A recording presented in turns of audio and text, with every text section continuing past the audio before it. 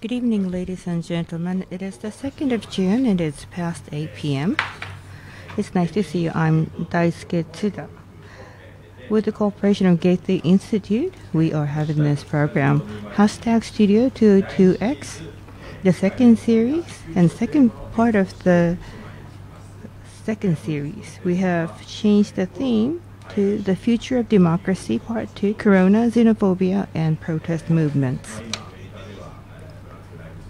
Black Lives Matter protest movements are surging in the United States, and such a movement is spreading across not only in the United States but also across the globe.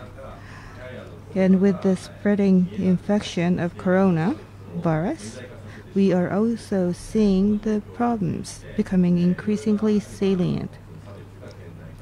And discriminations against Asians or against Chinese people have become more salient. And hate crimes stemming from these hateful atmosphere is on the increase as well. And how should we look at the world as it is today? And that is the theme of this evening. Allow me to introduce today's guests. First off, from Doshisha University, we have Professor Chikako Mori, and she's joining us via Zoom. Professor Mori, can you hear us? Yes. Next, we have a journalist and non-fiction writer, Mr. Koichi Yasuda. Next to him is Professor Sala of Sophia University. Good evening, everybody.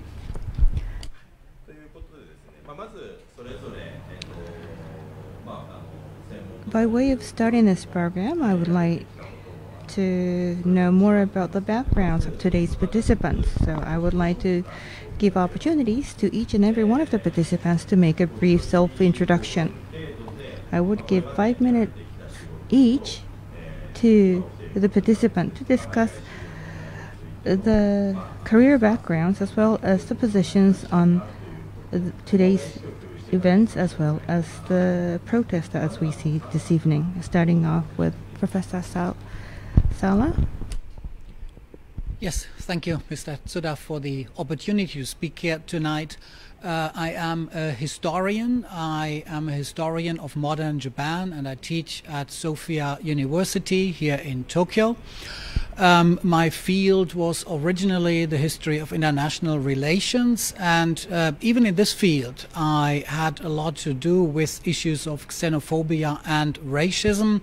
I think today's topic is mostly about how people individually experience racism, but I think it is important that, of course, many people are having these reactions because of education and because of certain values that are prevalent in a society.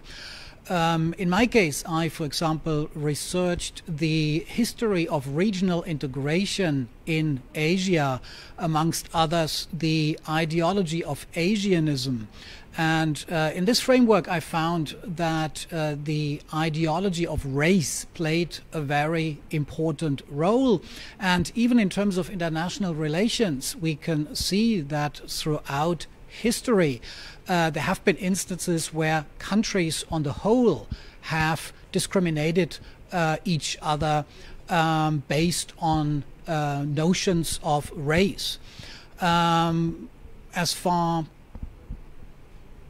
As far as Japan is concerned, there is, for example, the very famous chapter of what is called the Yellow Peril, Kokaron, the Yellow Peril, the idea that Japan in international relation becomes the leader of Asia and threatens Europe and America. This is an ideology that was very strong in international relations in the late 19th and early 20th century. In international relations, it was particularly the Emperor of Germany, Wilhelm II and the last, who was a major advocate of this. Wilhelm II, when Japan won its first major war against China in 1895, the Sino-Japanese War. At that time, the German Emperor Wilhelm II began to propagate this ideology of the yellow peril. Actually, he did that for the rest of his life, even after he was not emperor anymore, when he abdicated in 1919 and went to the Netherlands into exile. He still continued advocating the idea of a yellow peril and wrote about this, for example, in the New York Times. So in international relations even, this kind of xenophobia and racism has been a very influential factor. And I think it is important to keep this in mind, that if we speak about xenophobia and racism, people, of course, in their individual actions are very strongly influenced by the ruling ideologies of the day and also by the news that they hear in the international media. In recent weeks and months, of course, as you already mentioned, we have experienced this all on a very individual level. As you mentioned, there were lots of incidents in Europe and in the United States where Asians have been discriminated against or attacked on the street, or where even just Asian-looking Americans who aren't really Asian in that sense, just normal Americans have been attacked because they were Asian looking. But I think for the near future, what is a really big problem for many individuals will be the travel restrictions which are in place now. And it's really very difficult to foresee, I think, how this is going to change. In most countries we can see that in the media the discussion is very defensive, that generally most governments do not favor a fast abolishing of travel restrictions. We have the discussion now in Japan to allow foreigners from Vietnam, New Zealand and Australia into Japan, but I think the number is limited to 250 one day, and these are very difficult decisions to make. How do you decide these 250 people? And all of these decisions have to do a lot with ideas about race. So these discussions, I think, will become more important in the coming weeks and months and possibly years. Yeah, I leave it to this for the beginning. Thank you. Thank you very much. You see, the term yellow peril is something that I have not heard for a very long time. But for us, the Japanese people, there has been a period the Japanese people were at the center of this yellow peril theory. And I think that that concept survived all these years and only to be revealed back again due to the spread of the coronavirus. What I thought interesting was the globalization and reconceptualization of globalization. Traffic of people and goods have become widely available, but that was one reason that we are seeing today's new coronavirus spread. We have had lots of infectious disease, but I believe that this pandemic has spread at the fastest rate ever because of the globalization. And many people may have different opinions about this, whether this has been some correlations or there have been school of thought that the globalism needs to be reviewed, or some may argue that this pandemic should allow us to have another conceptualization of new forms of globalization, but that is something that will be discussed later in the program. Next, Professor Mori. So now we just heard a talk from Sara-san, and I think we just heard from Tsuda-san, his comment that globalization, because of the coronavirus, it is becoming unclear how this is going to spread and evolve. That's what I'm interested in.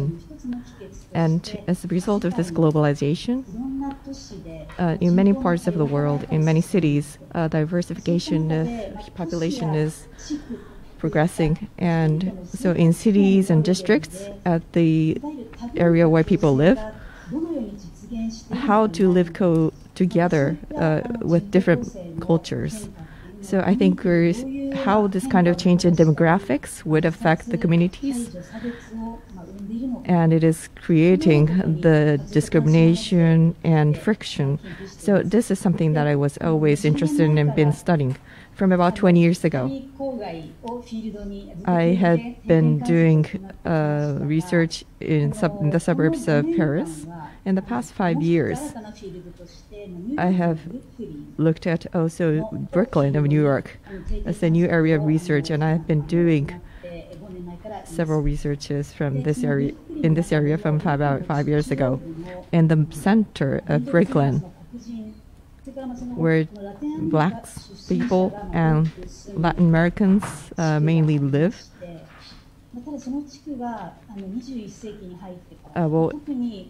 Since we entered the 20th century, in the past 10 years or so, due to various reasons, due to the governments or the real estate industries, there has been lots of investment from those areas, and the value of the real estate has gone up. And the people who have been living here, the black residents, had to move from this area, and new residents came in. So there has been a massive change in the community in this area. So in a way, people from different race is living together, and I'm doing a study in this region.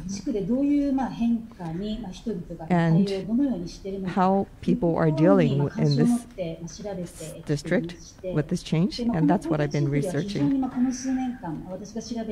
And in the past few years, during my research, I think there has been a lot of movement related to residents. So, people looking for better living, people protesting against exclusions. And what really impressed me is that the movement for residents is always linked to the anti-racism and anti-police movements and police violence. And the protest that is happening in the U.S., we see systemic racism.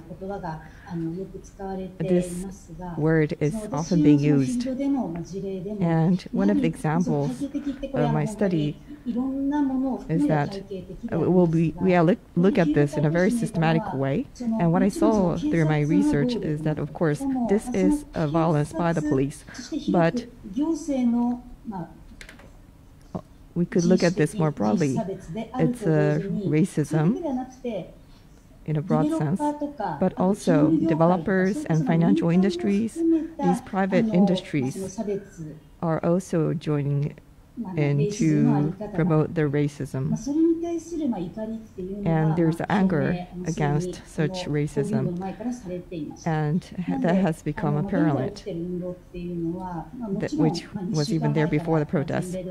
So this has spread all over the United States from about 2 weeks ago, but they're very upstream. There has been the various grassroots movement that has been going on for many years. So that's how I was looking at the protest in the U.S. this time around. Thank you. I think this will be one of the focus of discussion today, and I think one of the key words for Mori-san is the violence by police. That's what she said. So racism, against the racism. Well, we will talk about Corona, xenophobia, and protest movement. And I think we will talk about why this protest is happening, but there's always this police that suppresses this protest, and we need to think about what they're trying to protect. And also in the case of the Black Lives Matter, the police is sometimes showing solidarity to the demonstrators who should be actually suppressing the protest movements. So the issue of police is something that Yasuda-san probably has a lot of say, including his own experience. So could you introduce yourself? I'm Koichi Yasuda. I'm a journalist. And recently I've been calling myself a non-fiction writer. I was originally a journalist of the weekly magazine, and I've been taking up various incidents. In the past 10 years or so, I've been focusing on the xenophobia and racism and foreign laborers. And up until this week, I've been actually visiting different places where many foreigners live. And the area where the corona infection is actually settling, but there are a lot of people who's not being infected, and there are people who's still being infected. And there are also foreigners who's living without who are unauthorized. Those people who are not eligible for receiving the 100,000 yen payouts, and there's like tens of thousands of those people, and those people are not visible to us. And we believe that corona infection is being settled, and we always think about coronavirus in that context, but there are always people who are marginalized from this context. And there's tens of thousands of people, or maybe hundreds of thousands of people who are excluded from this. In the latest statistics, the number of foreign laborers living in Japan is 1.66 million. And 2.9 million people live in Japan, including those families. And if you include unauthorized people, more than 3 million people, such people live in Japan. So those foreigners do exist in Japan, and without those people, our economy will not survive. So we are already a multiracial society, and there are a lot of immigrants. But the Japanese government do not use the word immigrants. They do not accept them. They believe that they will go back to their own country in the future. And in this situation where the corona infection is spreading, they are left behind. They are not included in the safeguard. And there are a lot of people who are treated that way. And I think that became apparent in this corona crisis. I think the police violence is very linked to this situation. So people still believe that foreigners are linked to crimes. I think that is prevalent in the Japanese society. So we have the question whether is there any policies against the foreigners. I would say that there is no policies for foreigners. In Japan, we do not have any policies for foreigners. We only have the security policies or policies for peace. I think you talked about the Euro Paleo, but I think there are minorities who still live in Japan, and it is getting more fierce. And I was always covering these kind of topics. So the right wing, these are the people who are different from the right wing groups, and maybe AfD or alt-right in Germany, they're quite different from those people. But there has always been a discrimination against those minorities in Japan, and there are people who sort of promote this. And sometimes it's visible, it's not, sometimes it's not. In Japan, I don't think we can have AfD type of party, because the LDP is actually trying to govern everything. That's why it does not grow as a far-right movement, but there is actually a xenophobic thing that is growing in Japan. And I think the corona crisis actually made that apparent. Discrimination against Chinese people and discrimination against foreigners. People do not care if they are left behind from the welfare policies. So this kind of discrimination is there. And sometimes foreigners are not visible to us, and we treat as if they do not exist. And we just move on with things as if they do not exist. So this coronavirus crisis as we see today, have made it more visible. What I'm most concerned is this. The Black Lives Matter, for example. It is a protest movement that is seeing senses of solidarity in Japan as well. But be it in the United States or be it in Japan, there are all lives matter movements as well. Lives of everyone is important, and that may sound beautiful, and that may give an impression that can almost persuade us. But as we see it in Japan, if we say all lives matter, may face a criticism when we say discrimination against Koreans needs to be stopped in this country. But how do we capture these protest movements, and how should we facilitate senses of solidarity? And that is the question that I would like to pose this evening. In Japan, discrimination against women is one factor that is most salient in this country, and gender gap is so wide in this country. And then there are criticism that it is men who are having more difficult lives in Japan. And Ladies' Day or ladies' affirmative actions often face this kind of anti-criticism or reverse criticism as well. And Japan is a country that is believed to be less prejudice or less discrimination. However, it doesn't mean that there aren't any discriminations. There are a range of discrimination, only they are less visible in the country.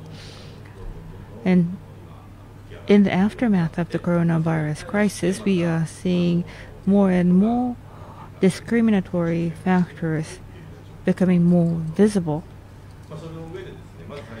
Now, so what do we see in this country in terms of the rises of exclusionism or xenophobia? So how do you look at the Black Lives Matter, Professor Sala? How do you see the background factors from the viewpoint of history? In the 60s, there has been a civil rights movement, and the Black Lives Matter movements dates back to the 80s, primarily against the police violence after the death of black citizens being killed by police officers, and that also these events were often followed by the protest movements. However, this Black Lives Matter protest movements have been joined by white cohorts or fellow police officers as well. So I think that this can be the civil rights movement 2.0. And how do you look at today's protest movements and Black Lives Matter movements in the United States? Yeah, I'm not an expert of American history, but I think it is very easy to see that these are cycles that the United States goes through, which go back to the foundation of the United States, where there is a basic error in the foundation and the Constitution, because the American Constitution says that all people are born equal, but at the same time, when the United States was founded, slavery still continued to exist for almost 100 years until it was abolished in the Civil War. And even after the Civil War, of course, African Americans were discriminated against, and in particularly in the American South, slavery was, of course, formally abolished, but the lives of African Americans still were, of course, continued to be characterized by the same power relations. So it took, after the American Civil War in the 1860s, it took another 100 years and several wars to bring more equality to American society. Wars were very important in that context, because in World War II, but also the Korean War, and then of course in the Vietnam War, the recruitment of African Americans for the American military forces were very important, which is also true for Japan. For example, in Japan during World War II, the attitudes towards Koreans changed a bit because Koreans were mobilized during World War II. The war ended too early, so this did not bring any equality of Koreans in the Japanese Empire. But there's a book about this which compares the mobilization of Koreans in the Japanese Empire and the mobilization of diverse races, including also Japanese Americans in the United States during World War II. So now we are 60 years after the civic rights movement of the 1960s, and it seems indeed that in many parts of the United States or in some social groups not much has changed since. We have of course seen signs of this since a number of years. So the Black Lives Matter movement did not come up right now after the recent incident with George Floyd, who was killed, but several years ago we had already the roots of this movement. What is very interesting, and it is kind of difficult to say why this is the case, 4 or 5 years ago there was no broad societal support for this, as you just mentioned.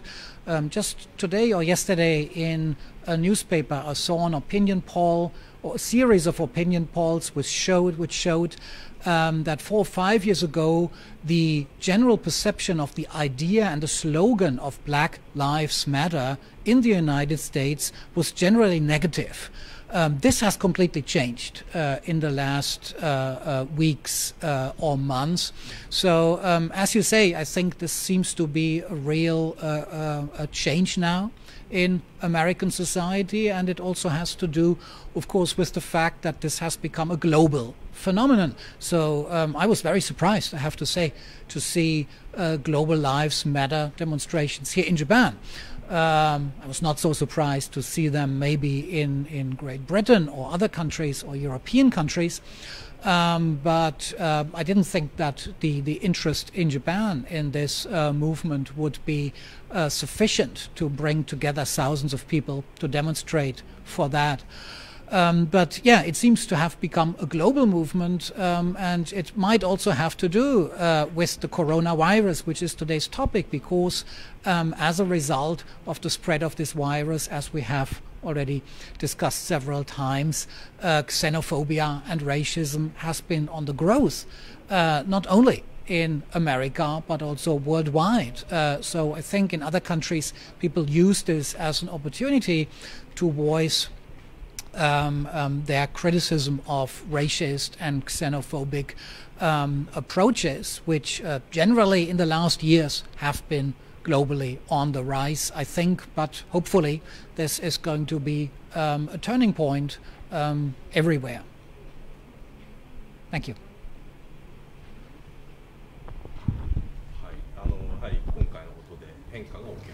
So we are seeing the changes today. Professor Mori,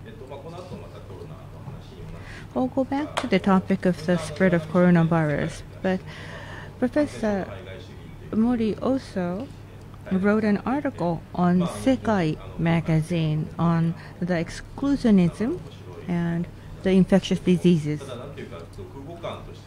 But having read the article, I thought that the article was very heavy. Infectious diseases? No brackets or no national border. So that is why this is a commonly shared risk factors, because diseases are not discriminatory.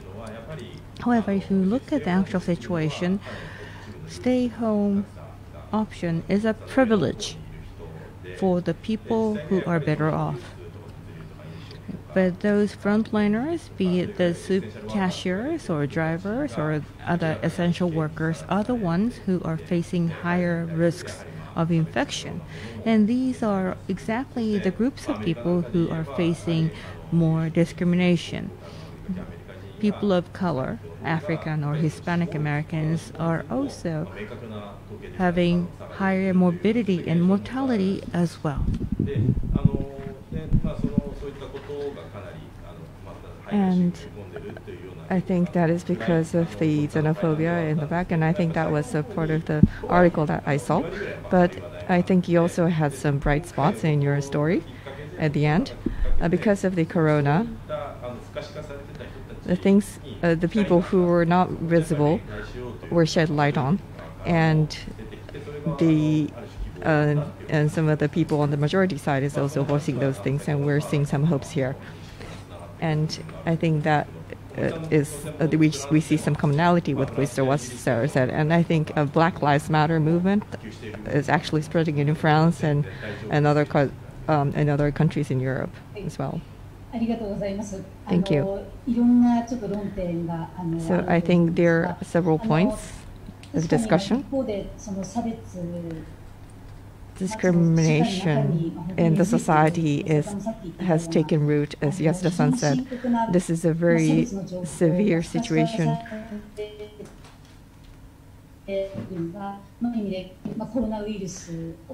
And because of the COVID-19, it has become apparent and visible. For example, in the United States, black people, as you said, the mortality rate is higher. And what is behind this?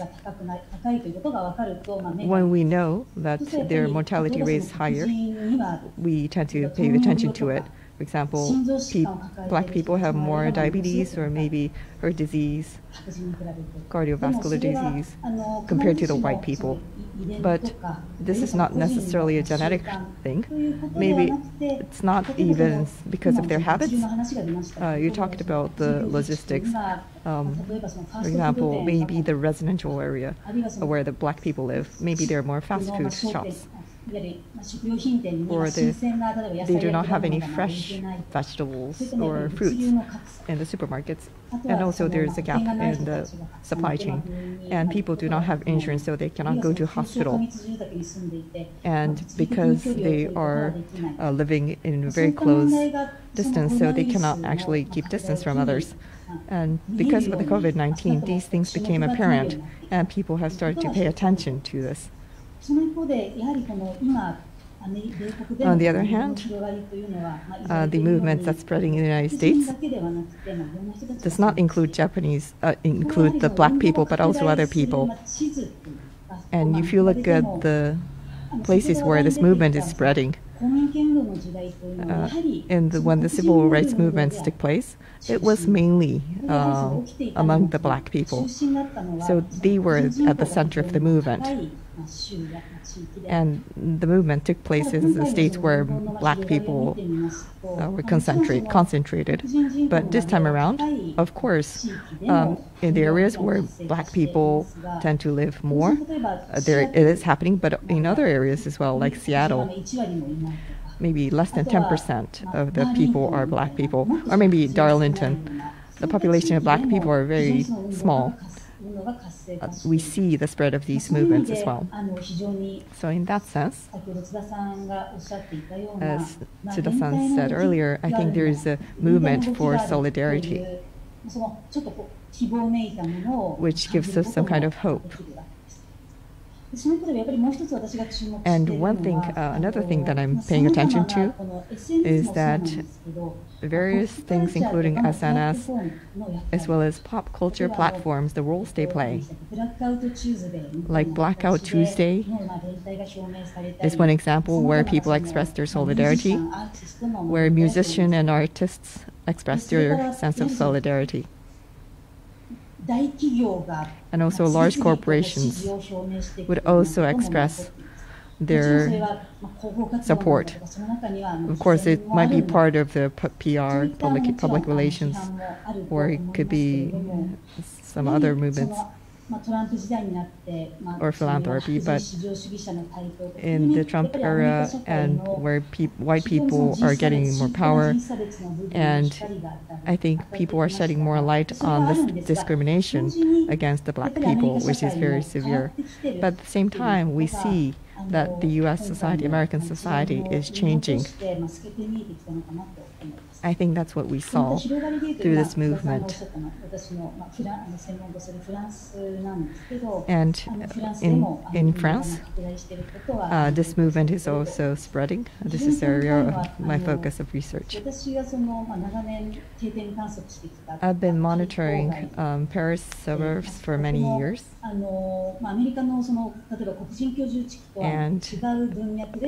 And of course, this is not an area where many blacks live, but there's also quite a large population of Arabs as well. And in this area, from the 1980s, the violence by police has become an issue, and there has been a lot of riots and protests many times. And in France, people who are against the police violence, the movement is spreading, including Paris and other cities. US and France, from Japan, if you see from Japan, of course, these countries have a lot of immigrants, and there's is a multicultural or multiracial country. But the philosophy and policy of the government against immigrants, as well as the police system of those two countries, are quite different. For example, in the US, police is governed by the states, but in France it's more centralized, which implies that the systems of those two countries are very different.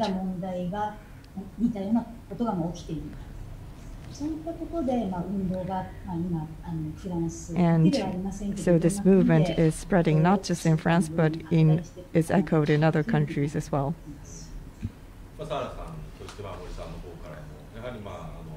So, Sara-san and Mori-san, you said that we see some kind of sense of solidarity, which gives us some hope.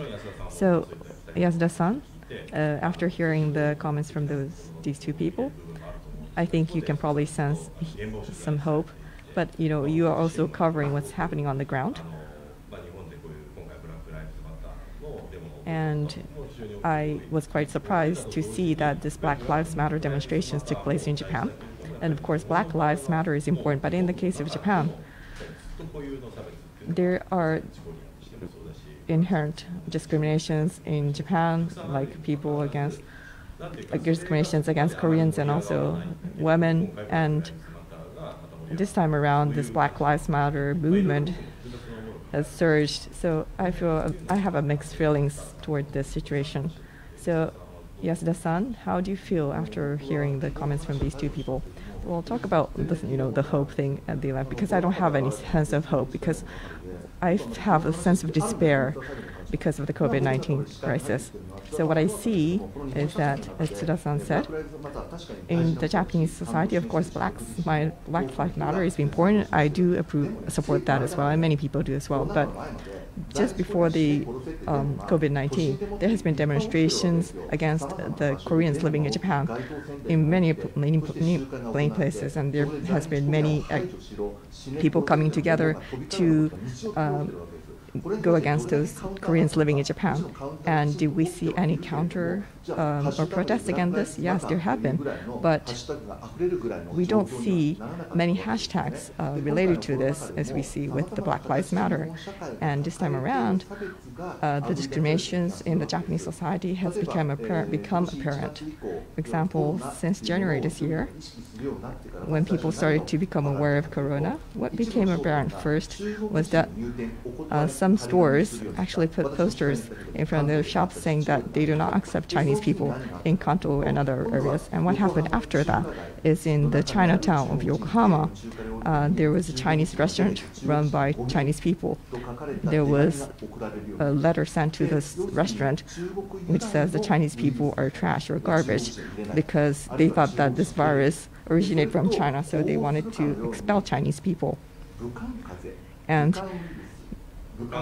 there has been Wuhan pneumonia or Wuhan cold. Trump was saying the same thing, and some people started to say Wuhan pneumonia. And even the minister said this, and many conservative magazines also said this kind of thing. In 2015, WHO wrote that the names of virus cannot be made after a place or a person, because that may give an impression that the virus gets infected only in a limited geographical area. That is the reason that WHO decided in 2015 not to name a virus after a place. However, there are people who call it as Wuhan pandemic. Even Japanese ministers, some of them use the name Wuhan or Chinese virus. And that is the background factor, as we saw the visualization of the discrimination. I went to a Korean school in Saitama City, where I visited. And when the masks have been distributed to all the Japanese schools, the masks were not distributed to Korean school, and that is, if that is not a discrimination, what is it? And that is the administrative authority that has displayed such an act of discrimination, because it was only Korean school that did not receive any mask, and this is an act that has been protested against by a range of people. And as a result, the masks were finally delivered.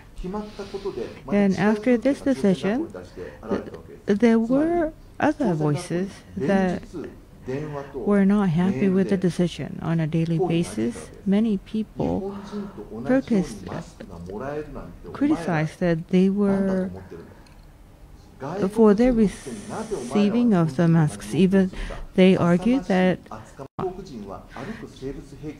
and there were people who were claiming that Chinese people are walking virus, and that was one of the demonstrations we saw in Naha City, and we have seen these demonstrations over and over again. But the discrimination has become more apparent in the aftermath of the spread of the new coronavirus, and that is how we see the xenophobia that is becoming increasingly apparent since January all the way up to June this year. Mr. Sala, what we see in Japan and in the United States, and also as Mr. Yasuda mentioned, I think if you compare the situation in Germany, well, I believe that Germany is one of the countries that has a strict control over any discriminatory actions, and I think that the German law is quite strict when it comes to hateful crimes. And I think that Germany is one of the countries that has a unique legal frameworks against discrimination. But there are claims based on the freedom of press or freedom of opinion to be more lenient about such discrimination. Yes, and thank if you compare the situation, yeah, you're right. So in Germany, there are clear laws that outlaw hate speech, and particular hate speech that is related to National Socialist ideology, to Nazi ideology. So Germany is very clear about that. Some other European countries as well, France, Austria, and others have similar laws against hate speech. But then again, there are a lot of gray zones too. So if you phrase certain things in a different way, you still can say them in Germany. And of course, in Germany, we have anti-foreign demonstrations as well. There is, Mr. Yasuda already mentioned the relatively new right-wing party, the AfD. Behind the AfD, there is an organization called Pegida, which is xenophobic and against foreigners. So there is a certain room for these kind of demonstrations too, and we do see them in Germany. And because Germany is also a democracy, of course, it is possible to organize these kind of anti-immigrant or anti-foreign demonstrations. What is not allowed, for example, would be anti-Jewish demonstrations, because that would fall clearly under the law against Nazi ideology being exposed in public space. So that's a little bit special maybe about Germany and some neighboring countries. But I think in most societies, the point here really is that you always have a big majority in the middle, which doesn't really care about many political issues and which doesn't really have much problems if a certain number of foreigners come to a country. And I think the same is the case in Japan. As Mr. Yasuda said, there are now 2 or 3 million foreigners in Japan, depending on how you count it. And most people don't really care about that. Some are happy about it, some are less happy, and the majority is okay with that, but doesn't go to demonstrations and doesn't do anything against that. And in most countries you would have that, of course. In all countries you have people who are more open to a pluralist society, to migration, to multicultural lifestyles. You have people who just don't care but don't oppose it. They don't take part in it neither, but they don't oppose it. And then you have a certain group that is demonstrating actively against it, going all the way to what Mr. Yasuda just described, to hate speech demonstration and sometimes plain violence, of course, in the last resort. What I again think is very important here is, of course, that the official side, the administration, the government and the media take a clear stance in that. And that kind of connects to what I said at the beginning about the yellow peril ideology, which was, for example, in Germany around 1900, advocated by some media, and that's of course why some people were influenced by this and acted accordingly. And the same, of course, is true now in every country, and we do have in recent weeks some instances in Japan that make me worried, not about individual people who are on demonstrations, because these are usually extreme elements in society, but if a minister says that the Japanese are culturally superior, he was using this term mindo, which cannot really be translated, but and this is reported by the media, then of course people listen to that and are influenced in their views by that. Also, a certain TV station produced an animated short video about Black Lives Matter, which was supposed to enlighten the people and inform the people, actually children, about this movement. But the way in which African Americans were painted in this video were clearly racist. And if you watch this video, it does not make you feel any sympathy for the Black Lives Matter movement. That is a real problem. Of course, I'm also worried about hate demonstrations against foreigners or migrations or any minority or anybody in any country. But I think we also need really to be careful with this kind of racism from above, which is produced by certain elites and then communicated to the broader population through the media.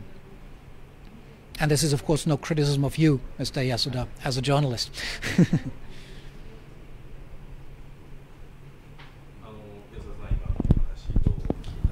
So, how did you receive this opinion, Mr. Yasuda? You see Japanese media sometimes make some revisionist or racist comments.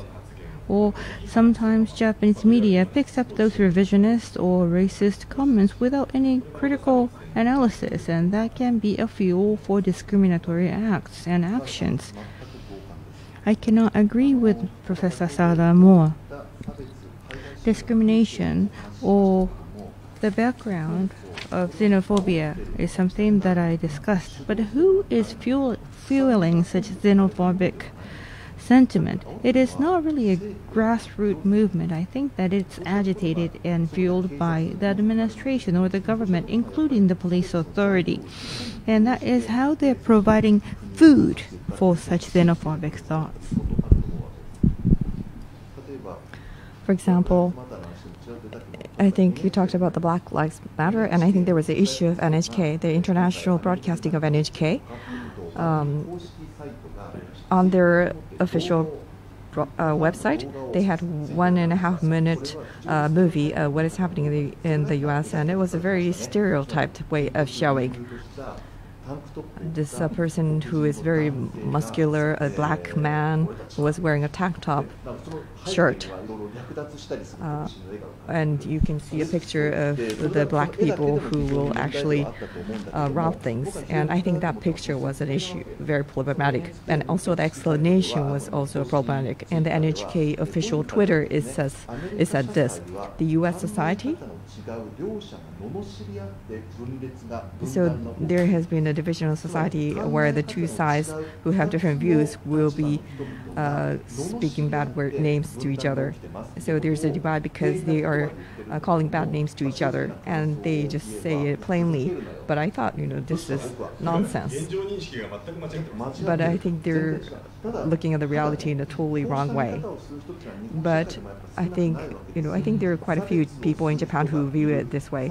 There are people who discriminate, and there are people who are discriminated, and they just see it as a division of society, and they give some kind of solemn face.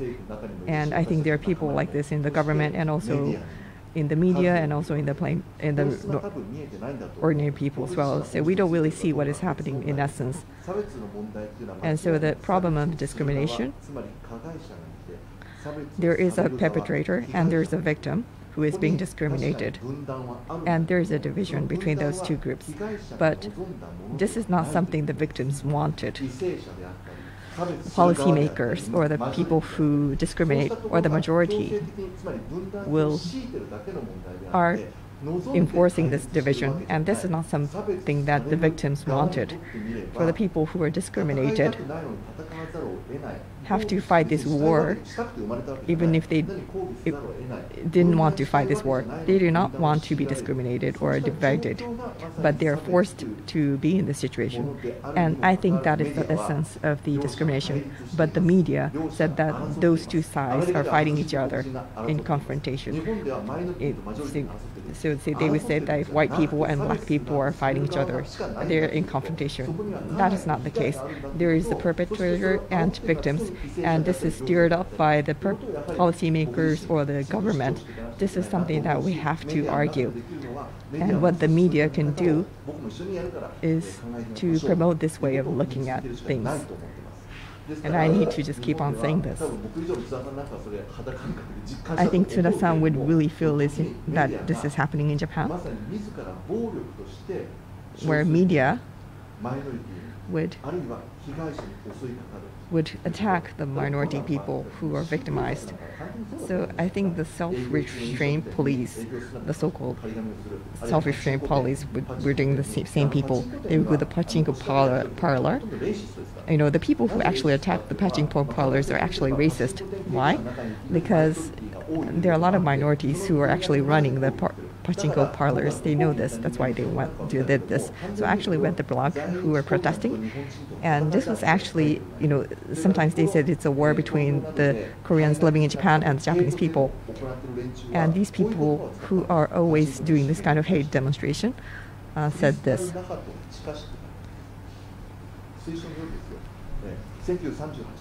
In 1988 in Germany, Kristallnacht took place, and they were trying to do the same thing in Japan.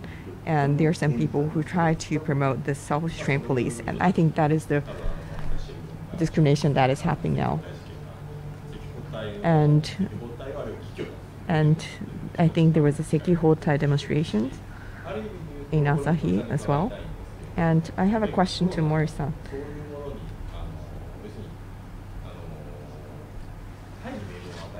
I think coronavirus gave some kind of excuse or the calls, asking pachinko parlors to close the store.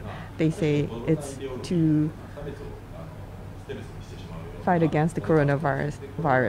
And I think the people in power, the authority, how they are dealing with the coronavirus has become apparent. What Corona showed is the quality of the policymakers and those in power.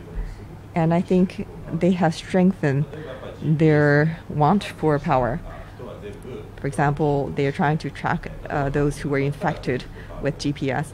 In South Korea, they're using credit card and also the CCTVs to make sure where they are so that people do not get in contact. So they're trying to monitor people in the society using the digital technology. And I think we have to be very cautious in discussing these problems. So people use the excuse of trying to prevent the infections and trying to monitor people and making it legal. And as Yasada said, those in power steering up the discrimination and trying to gain approval from the people. I think there's something common here. So how do you feel about this? So before going to that question,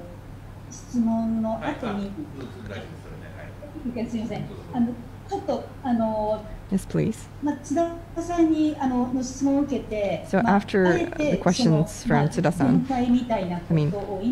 I think you talked about the solidarity, but I'm not just thinking this is just going to give us a sense of hope. I think what is happening now, the movements that's taking place, is actually happening on the base of the fragile foundation. People with different backgrounds are coming together in this situation. And going back to what you said, you said that there's a hope in the U.S. and there's a despair in Japan. I don't think that's not something that what you wanted to say. And I understand there's a very severe discrimination, dire discrimination in Japan, and I think that is a problem. And Yasuda-san has been covering this topic for many years, including the Koreans living in Japan. And I understand that there's a lot of things happening. Even on the campus of the universities, these things are happening. And I feel that. And compared to other countries, is the situation in Japan really dire? I think these kind of statements are made by people who are, stating this kind of anti-hatreds. So is the situation in France or US not dire? Well, many people are killed by the police and they are not criminalized, and that is happening in France as well. Of course, calling hate is bad, and I very agree about the situation that happened with the Chinese restaurants. But giving ranking to this kind of situation, like saying that Japan is even dire, I think this is is very dangerous. So what is more important here is that very bad things happening in different countries. And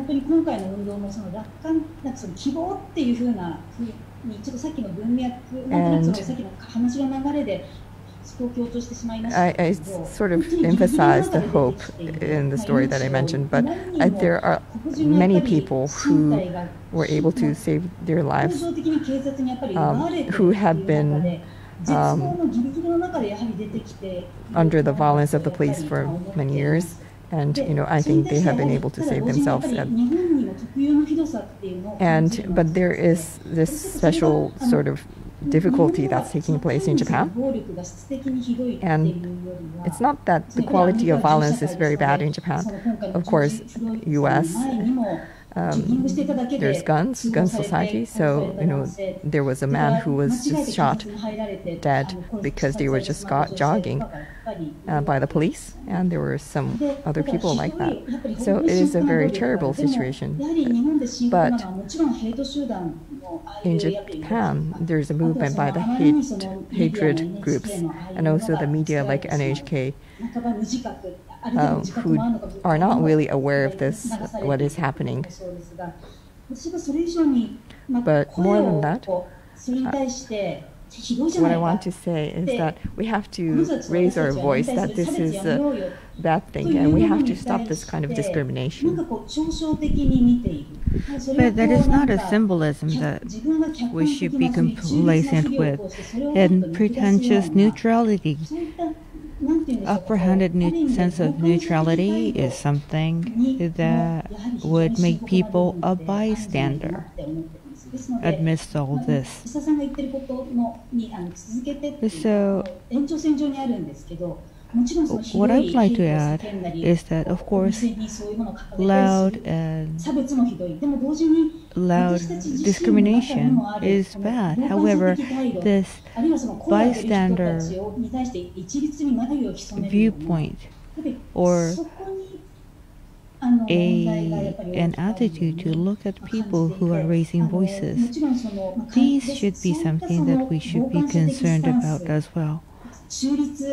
Pretentious neutrality and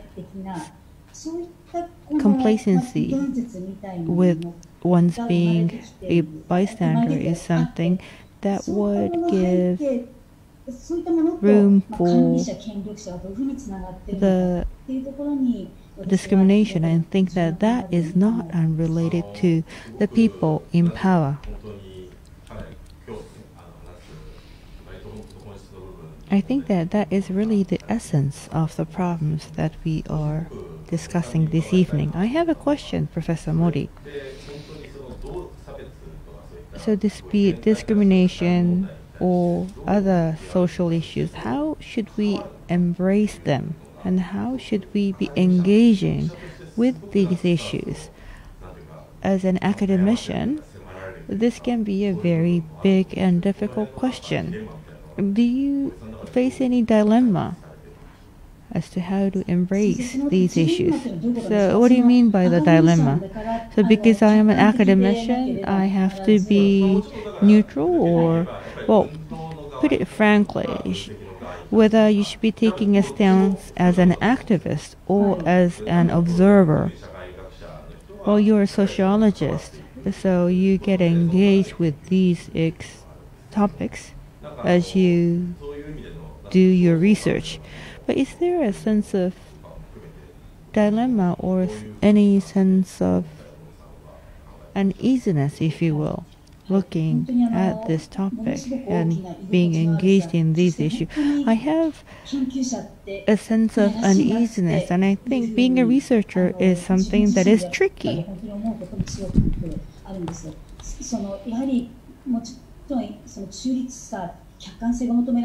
This objective perspective or a sense of neutrality is something that I need. However, a complete sense of neutrality cannot be achieved because you can only find yourself in relative terms in any situation given.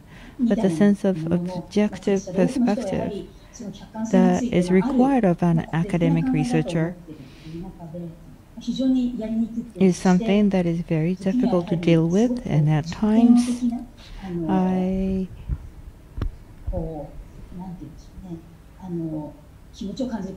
feel the dilemma, if you will. But there are things that can be done only by academic researchers as well. Activism, loud activism, is something that sometimes invites sour feelings among many people.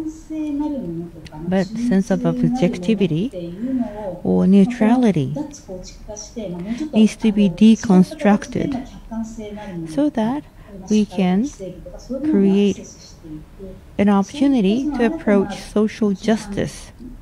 We need new norms or new foundation.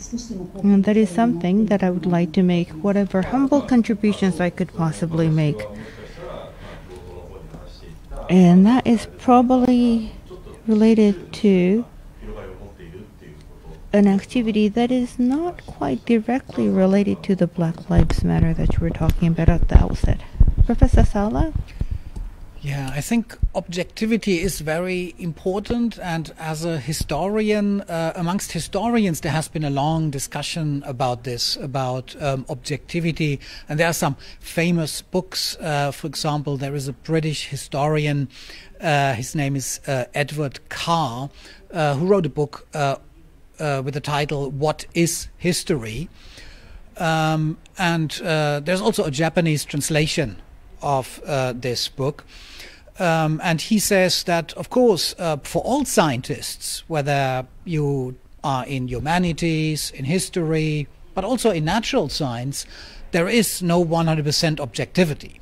Even in biology and chemistry, of course, people are driven by personal motives. So this is a little bit leading away from our topic of xenophobia today.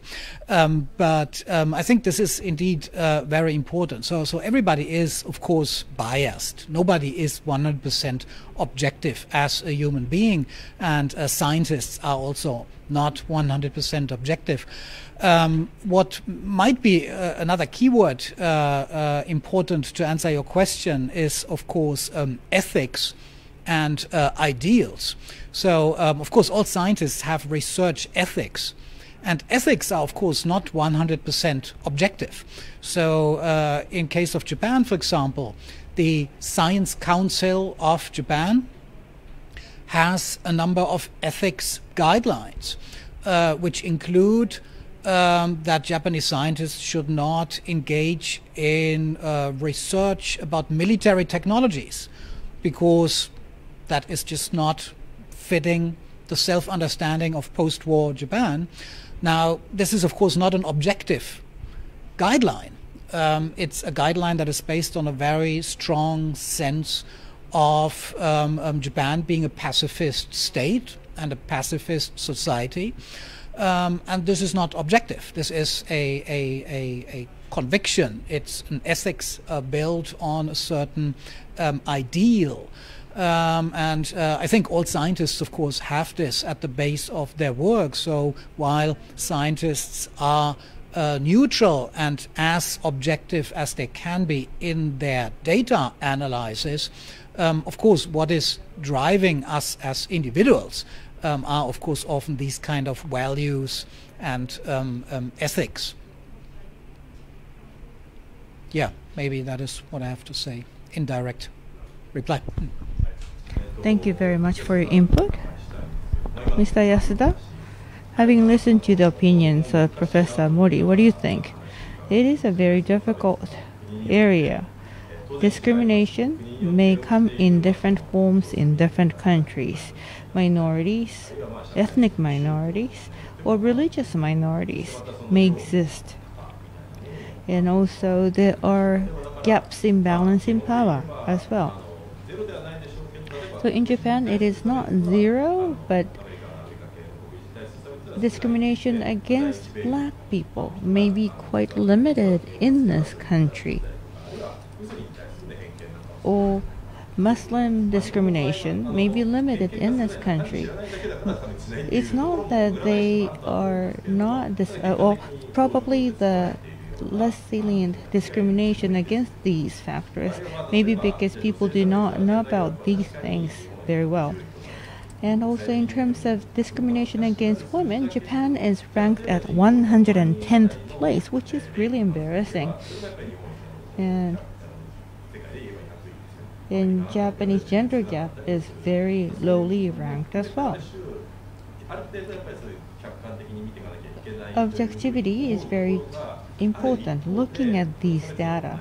But another factor that is making discrimination is the perspective from which to look at discrimination. If you look at it in a macro point of view or micro point of view, and those number of individual people who may be subject to discrimination may be very limited in number in this country. So that is also an essence of the statement made by Yasuda-san as well. But what Professor Mori pointed out is right. The severity of discrimination is something that should be competing in a ranking table. Different countries have different sets of serious issues, as has been rightly pointed out by Professor Mori. In the United States, well, I was born in 1964 when the Civil Rights Act was inaugurated in the United States. Up until that point, there was a Jim Crow Act. In southern states, under the Jim Crow Act, there has been segregation policies still in place in the South.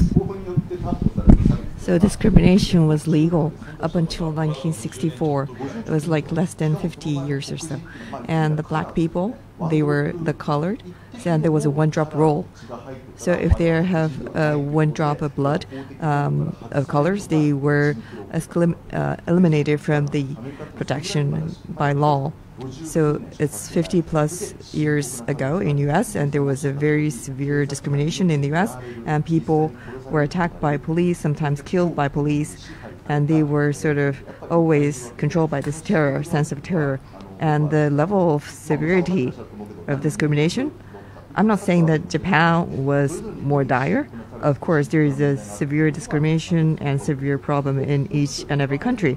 And one more thing that's very difficult to understand is that in the case of Japan, for example, the Korean resident in Japan that I know, she says that there is no, he does not sense that her life is at risk, but she says that if someone knows that she or he is a Korean, he or she would be fearful how people would see her. For example, if they're at a clinic, if he's at a clinic, and if this person reveals his or her name, and if they're called by his or her name, of course that person is proud of his or her name, but he feels like he wants to just get away from that place because there could be anti-Korean people.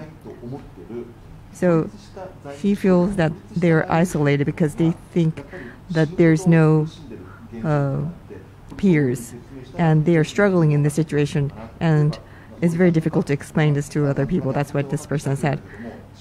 Understand that Mori-san or Sara-san would understand this, but the people who don't know this kind of discrimination exists in Japan, it's very difficult to explain whether they would really understand this kind of fear that these people feel.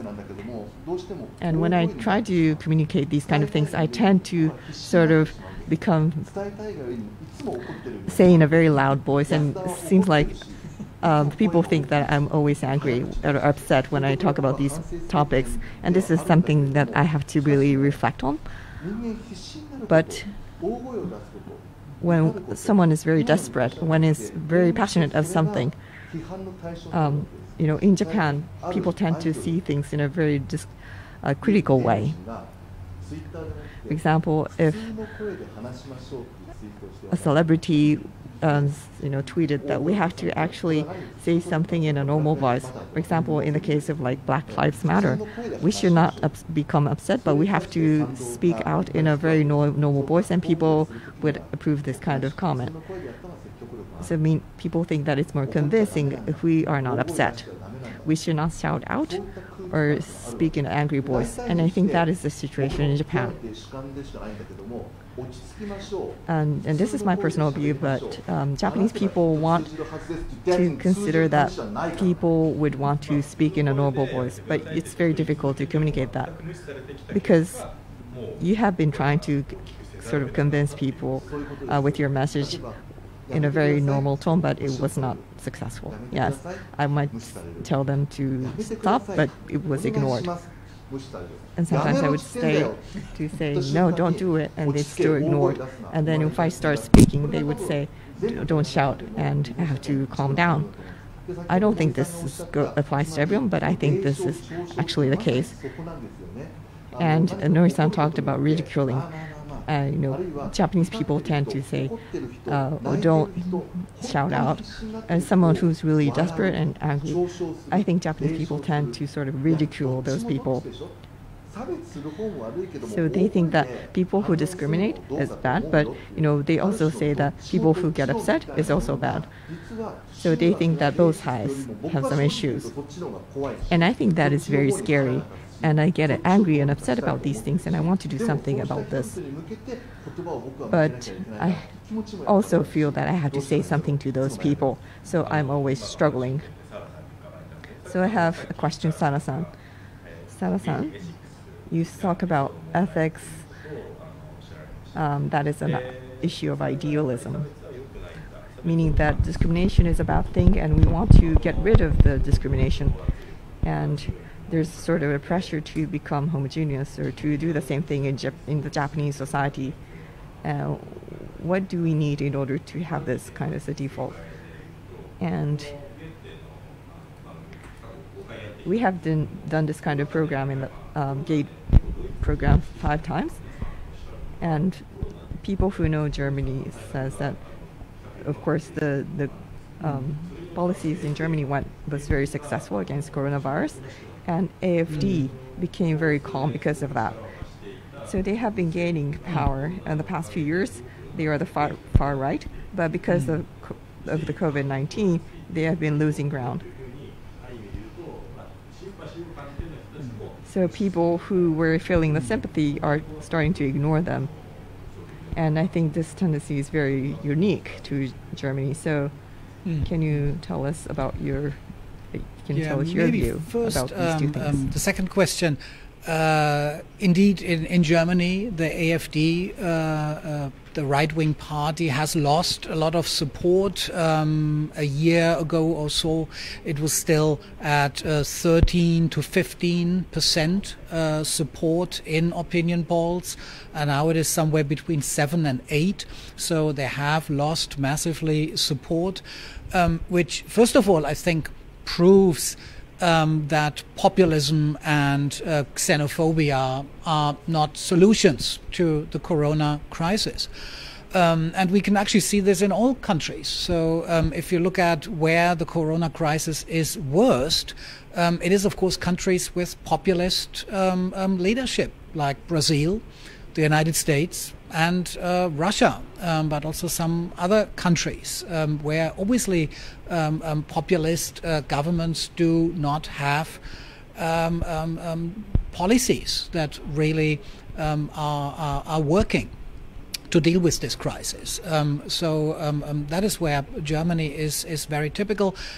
Some political scientists compare also Mr. Abe to Mr. Trump. I mean, probably he wouldn't really count as a populist, but of course the Japanese government has some populist tendencies, I suppose. In Japan, however, the coronavirus has been very well dealt with, but I think we already talked about this. This had a lot, of course, to do also with the activism among the Japanese population rather than the excellent policies of the government. But in general, I think the German AfD is only one example that shows that the policies of populist parties, the populist approaches, do not work with a real crisis like the corona crisis. Sorry, now I forgot the other question.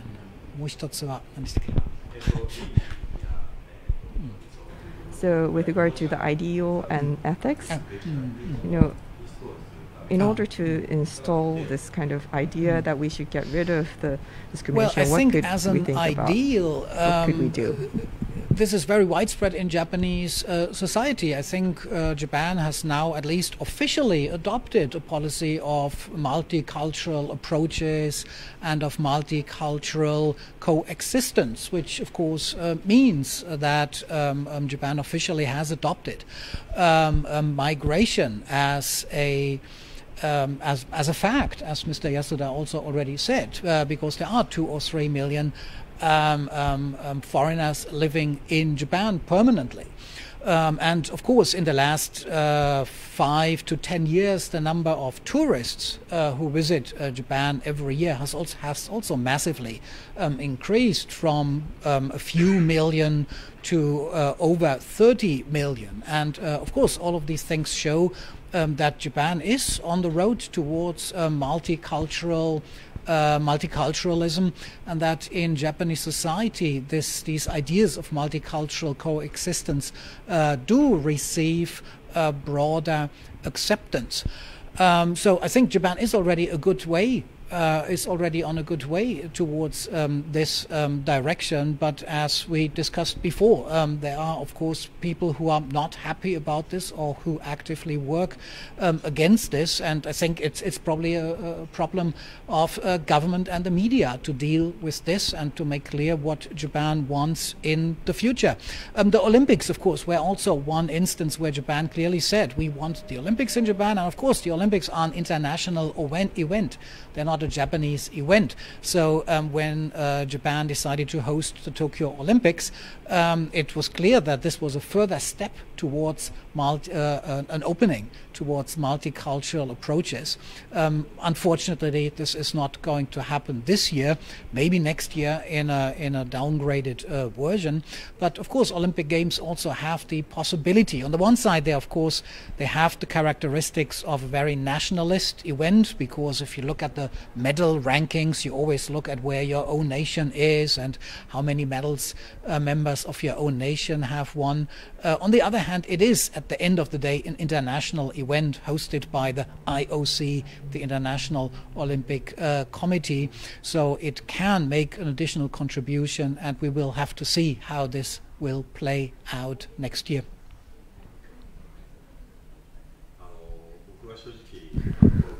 Honestly speaking, Tokyo Olympic Games is something that I have always been against.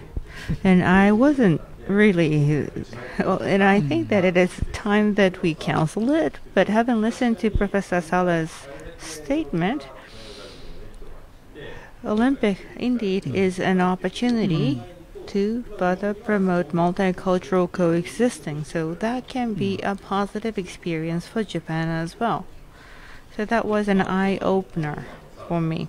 Mr. Yasuda, what I found interesting was the populist tactics employed by the government may make the government more subjective or to be prone to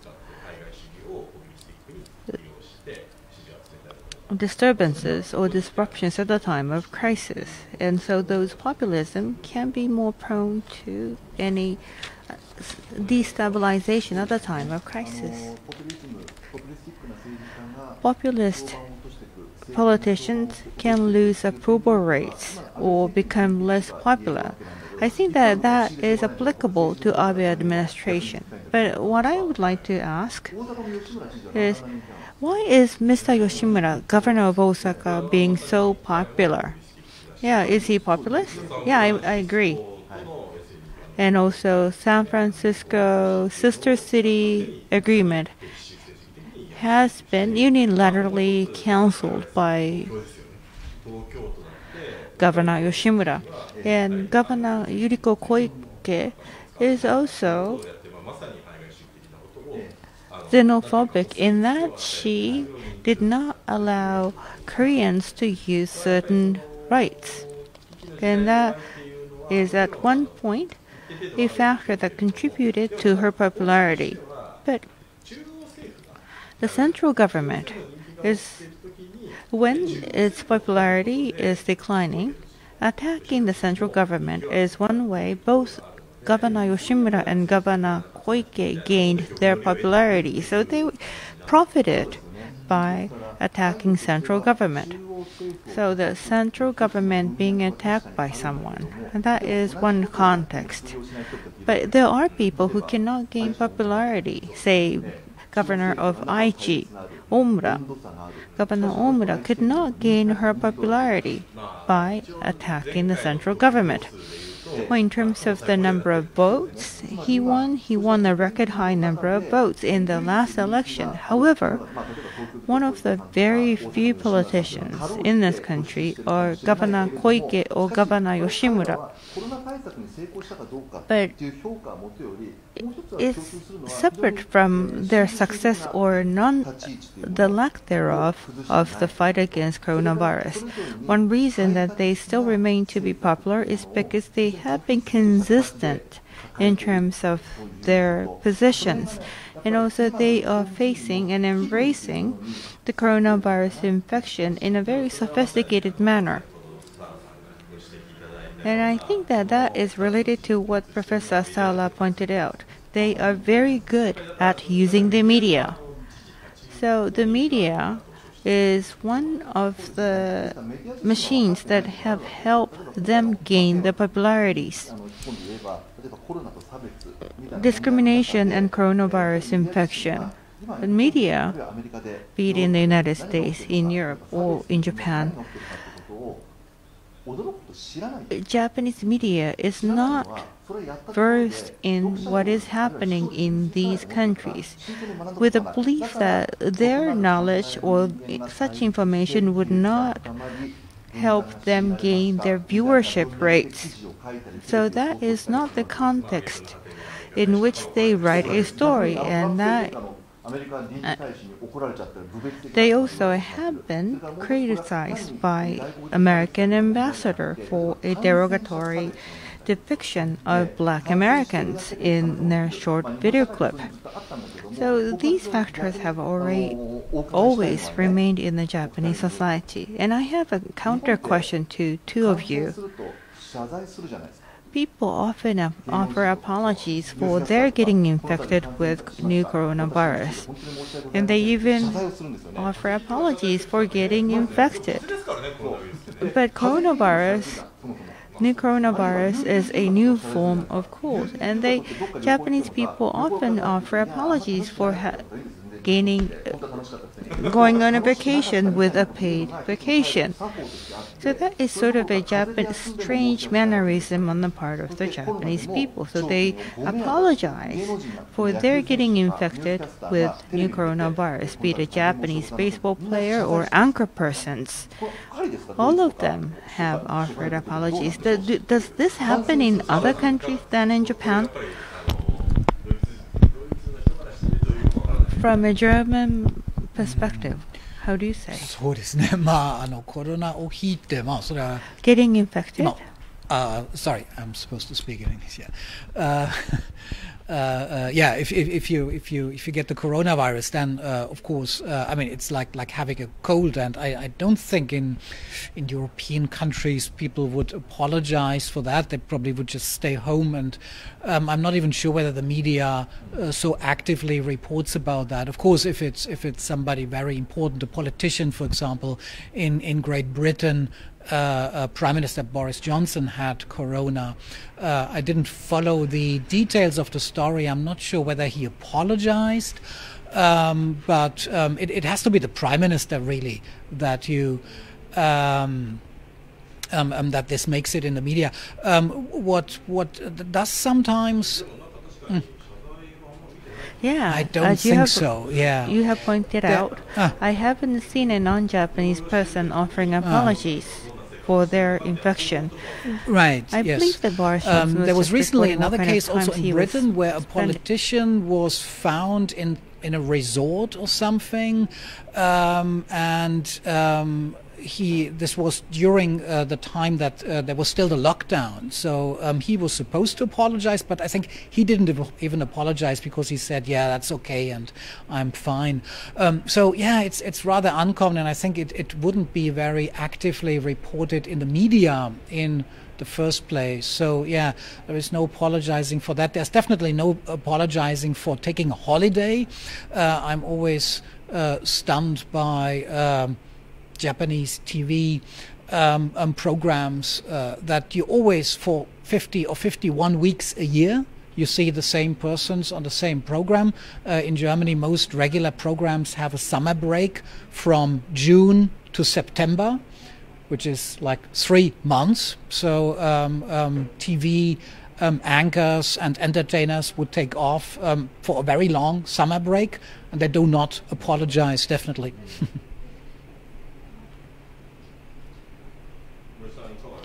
Professor Mori, discrimination against the people who infected with the new coronavirus and discrimination against people in the medical field. New coronavirus have helped resurface all these discriminations in a mode of hysteria, if you will. What is difficult and different in Japan is the strong sense of rejection or those policing those self-restraints.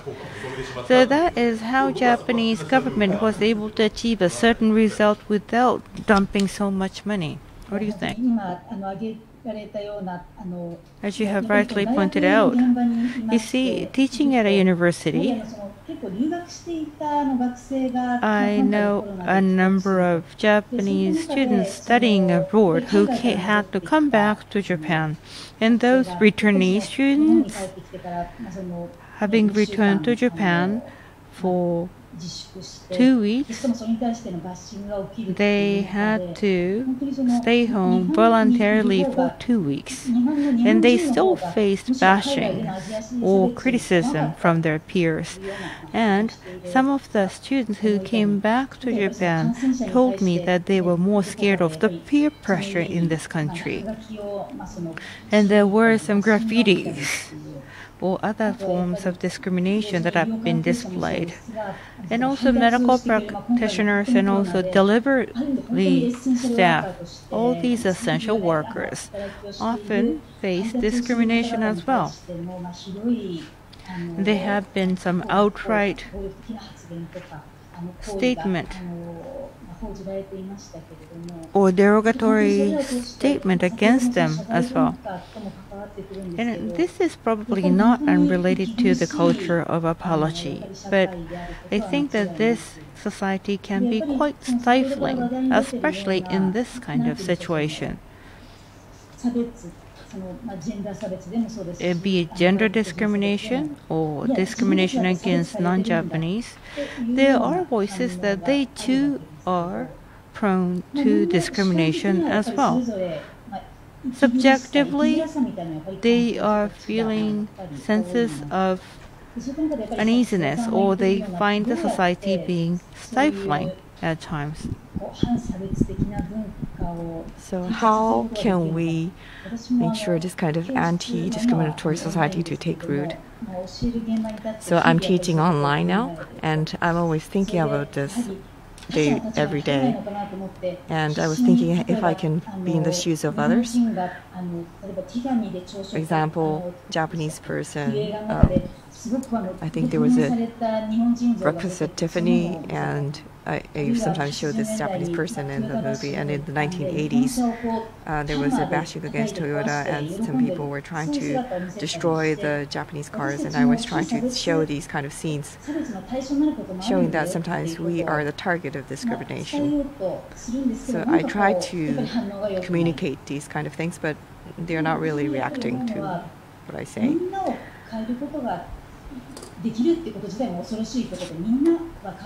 So, of course, we cannot change everyone, but at the same time, there are people who think that this kind of society is very difficult to live. I think there is such people, quite a few of them. So there are people who ridicule those people who goes against the discrimination, but there are also people who cannot raise their voices because they're fearful.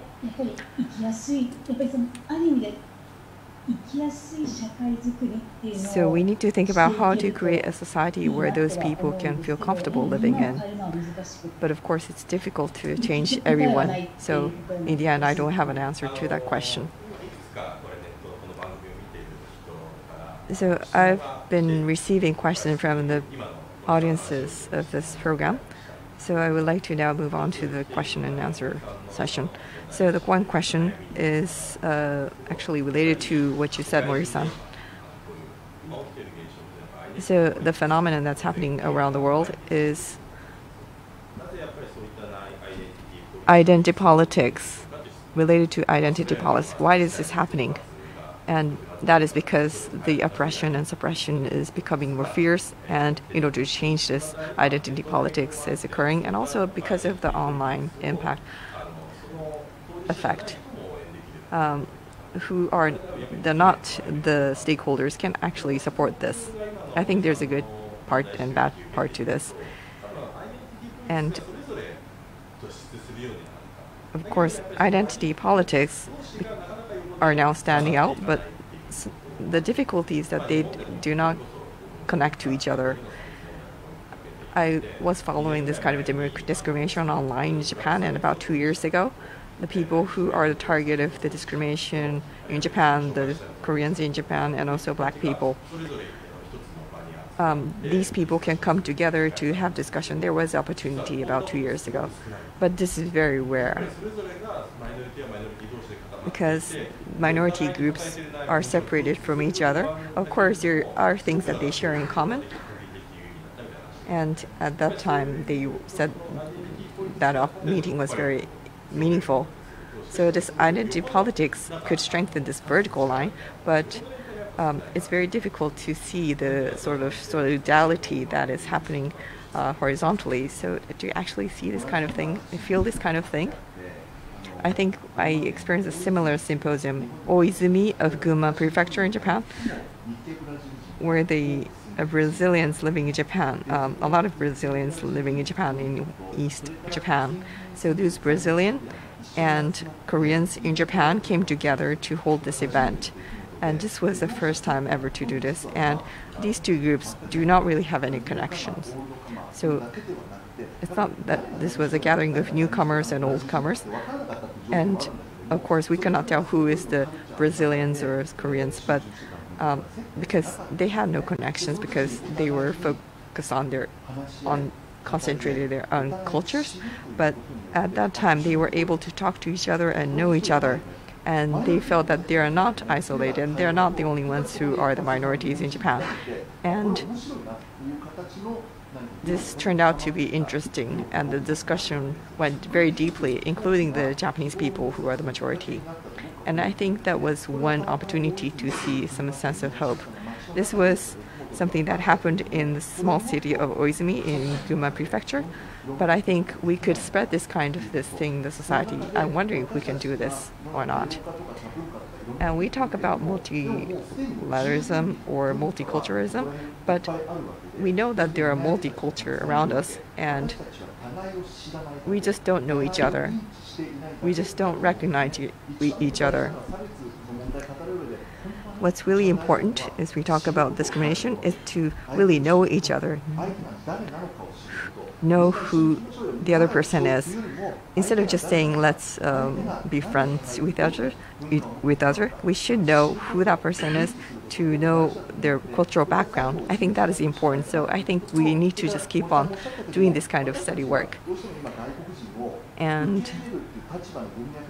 we only talk about these things in the context of accepting the foreigners, but come to think of it, more than 100 years ago in Japan, we were the country who was sending the laborers, foreigners, because Japanese people went to Brazil and other countries, so we were the country who were sending people as migrants, and we were moving to different countries as migrants, like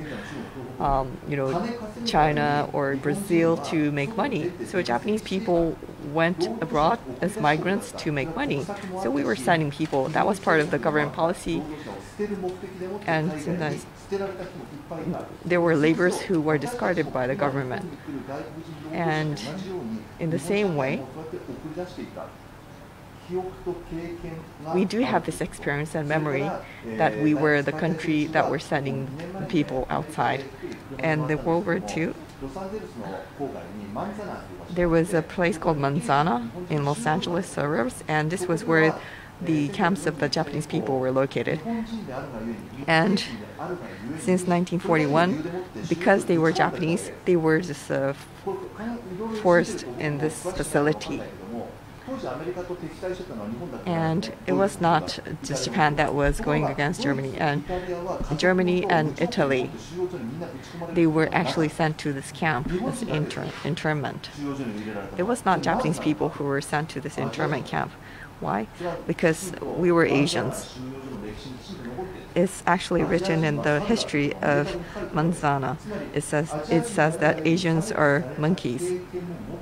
We have the experience of being discriminated because we were Asians, and it's important to pass this experience to the new generations. And we have to recognize that we might be repeating the same thing as perpetrators. So we need to pass on this memory and communicate and tell the story. And of course, this is quite a hassle, and it's not easy, but I think this is something that we have to do continuously. So the issue of the internment camp, of course, this is not something that should have happened, and this is the discrimination. But the United States did recognize this, accept this, and apologize. And they also compensated for this during the Reagan era. So come to think of it, so we have to think about how the Japanese government was dealing with this kind of modern history. So with regard to the identity politics, this is happening all over the world. And of course, they're gaining power, but it is not gaining power to the extent that they can change the society. Those who are at the center of identity politics to come together, to have some kind of commonality is going to be important, to have a place where they can come together, like a commons or something. Yeah, what do you I think think about what this? Mr. Yasuda just said is very important to keep in mind the historical perspective. I thought that might be my job today, but migration is of course not a recent problem. So we have heard in recent years a lot about, for example, in Germany, resistance and protests against migration and against refugees. But of course, this is not a new problem. And as you just said, in the Meiji period, in the late 19th and 20th century, Japan was basically a country that sent migrants to all parts of the world. And even today, this is also something that is often a little bit lost in the discussion. I think every year, several 100,000 Japanese leave Japan for good, to live somewhere else. So in Japan today, there is not only incoming migration, there's also outgoing migration. In Japan, but in other countries, of course, we have migrants in an increasing number, and indeed, of course, governments, I think, and administrations need to do something for the integration. So I don't think integration should be forced upon anybody, but most migrants in any country are, in one way or the other, interested to integrate themselves in the society. Not 100%, all of them, but the majority, I would say. Of course, there are also working migrants who come to another country with the objective to stay there for 2 or 3 years, and then they work hard and they don't really possibly have the time to integrate themselves into the culture, etc. But many people do, many migrants do, and I think what is very important is to give people the chance to integrate and to provide some kind of infrastructure. In Japan, for example, there is now some discussion, for example, about language education. And I think that is really probably one of the most important points. Germany, for example, also had for a long time has not done enough for this. And when in 2015 a new record number of migrants, but also refugees came to Germany, which was a thing that also was taken up in the Japanese media very broadly.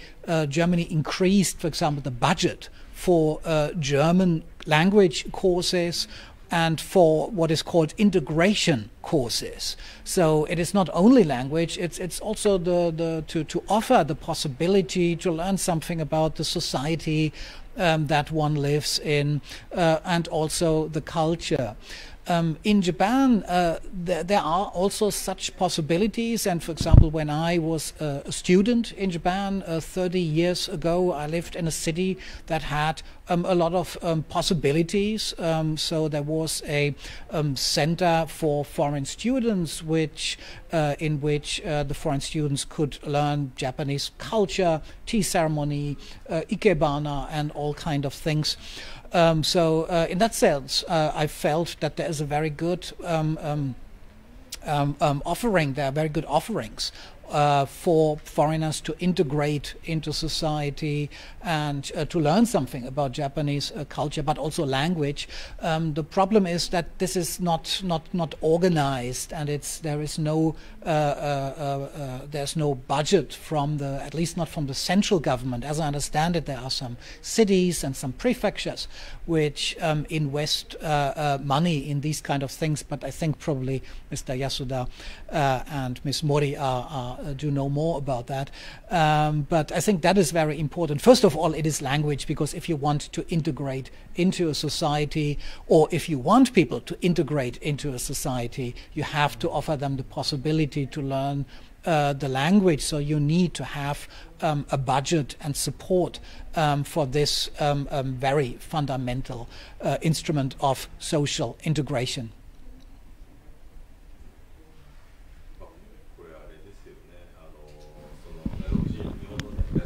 Those foreign labor in Japan and their children, acquisition of local language is an issue of critical importance, and I think Yasuda-san have covered this topic for a very long time, and he may need as much as 5 hours. So let me go to another aspect.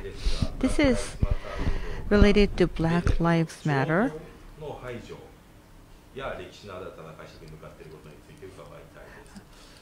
The question about the Black Lives Matter and the revisionism related. You see, the ethical code,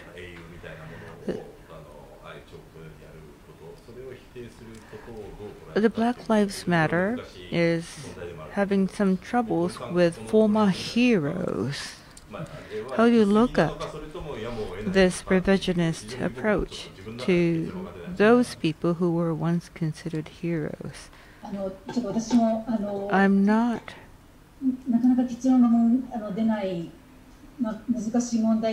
yet. I haven't come up with an answer to this question. I don't even know what angle I should be looking at this topic, but let me try to answer to the question. It's not limited to statutes. History can be revised. Well, history is often reconstructed from today's perspective, be it history and the absence of horizontal ties that someone talked about. In the United States, relations between Asians and Black Americans is something that I want to talk about. It's not that they were not connected, not only disconnected, but they have had some frictions between them. Black Americans being killed by police officers, some of whom are Asian Americans, and Rodney King incident in the 1990s. What followed immediately was the killing by a Korean American of a black girl. So two communities have experienced divisions between them. And why did they have to have divisions between the two groups? I think that was related to the top-down ideology. Asians were often considered a model minority group. And this myth of model minority of Asians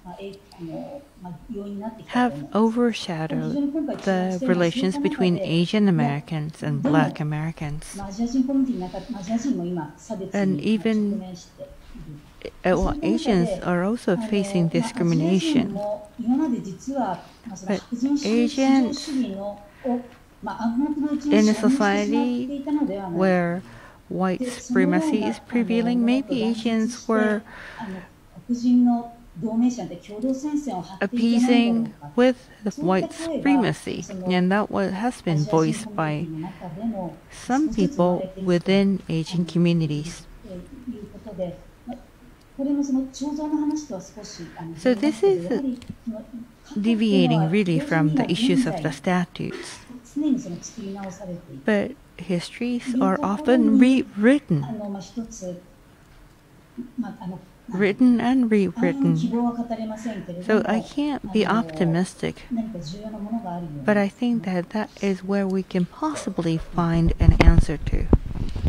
Professor Sala? Yeah, actually, I just wrote a book about statues, in Japan. In Japan, there are also many statues which were built since 1880.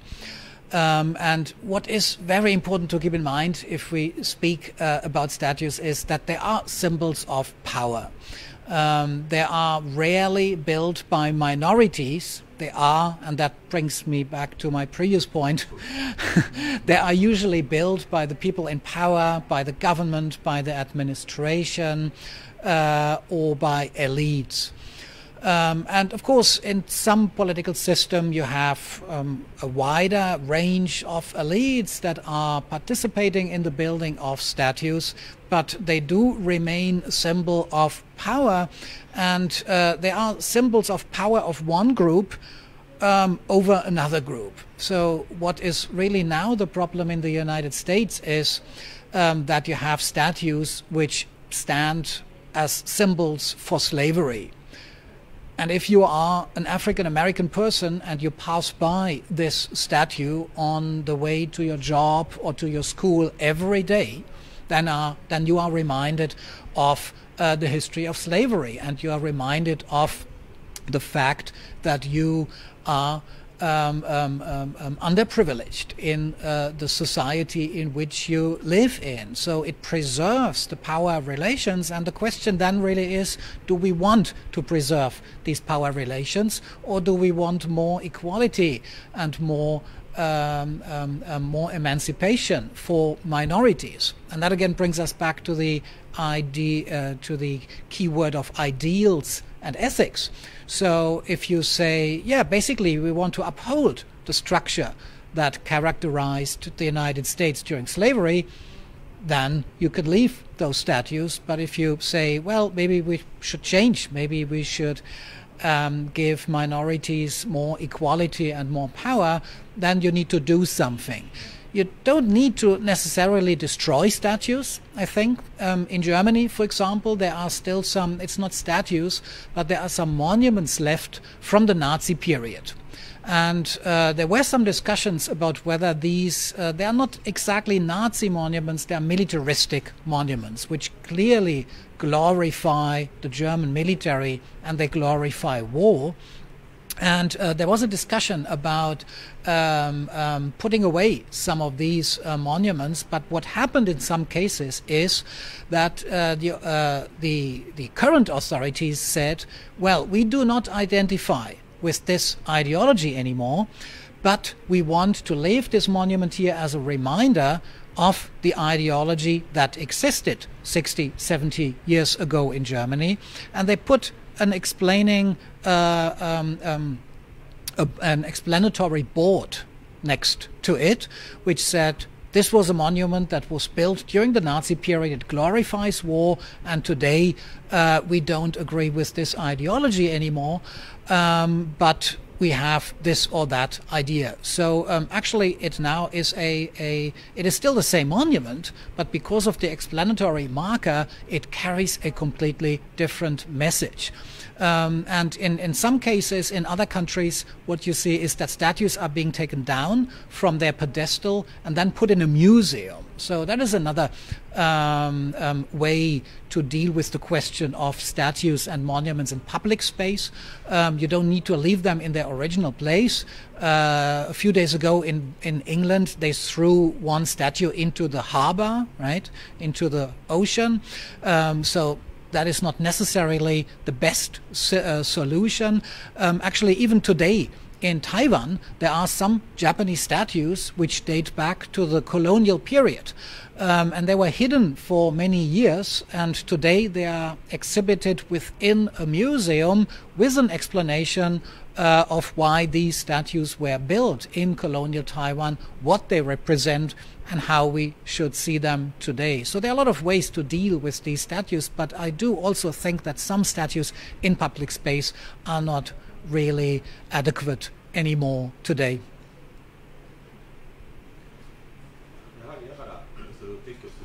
So removing them, or just leaving it as is, or maybe changing the location, this is something that the society has to select and choose. So this Black Lives Matter, if we didn't have this kind of movement, maybe there were statues that might have survived. This was a Cecil Rose statue is being removed from the university. So maybe this is one thing that we cannot probably stop as a trend. There's another question to Yasuda-san.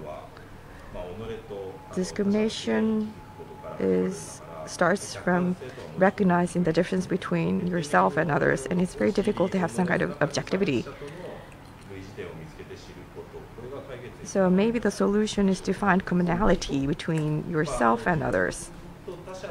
Well, I would say that, well, I may not understand the real intention of this person who asked this question, but difference between yourself and others, to reflect on the differences, might lead to, well, you will be able to imagine what the other person is like, and might lead to the solution. I think it's probably the same thing as I said, knowing others. But I have this question: would people discriminate unless we do that kind of thing in a very naive way? I mean, do you have to reflect on yourself, think deeply, and look upon yourself, and observe others and know others, or we would discriminate others? I don't think so. I think there's more fundamental thing. Of course, there's different way of looking at this, but if just limiting my talk to the Japanese situation. So what's really missing in Japan is the rules against discrimination, why we shouldn't discriminate, or who we shouldn't discriminate, and what is discrimination in the first place. So when asked the question, what is hate speech, nobody can really answer this question, because the person working in the media cannot answer this question because they don't know the definition. And we should probably have this kind of understanding more thoroughly. So looking at yourself and reflecting on yourself, I would say rather we have to think about what we shouldn't do and what is discrimination.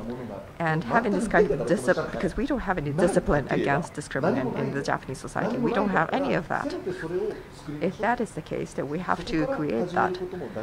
Maybe that is important as the starting point. And I think that's important. What this person asked, knowing yourself, and of course we have to recognize others, and we have to reflect on ourselves. But before that, we need to understand what discrimination is all about. We need to have the rules against discrimination and have disciplines against it. That's something that we have to establish in the Japanese society. That reminded me that in this corona crisis, amid the expert panel, there was a discussion that we should not discriminate because this discrimination happens when we don't know other things, and when there's unknown. And from the end of March to April, I think the corona discrimination was being taken as a topic in the media, and other government also mentioned this. But no, it sounded like it didn't have any meaning to it, because people didn't really understand what this meant. It sounded very empty. Because I don't think there is no backbone to this, and people, when they were told that we should not discriminate because of the corona, people cannot take this as their own issue. And I think the time is actually up, as we discussed many things. So in the end,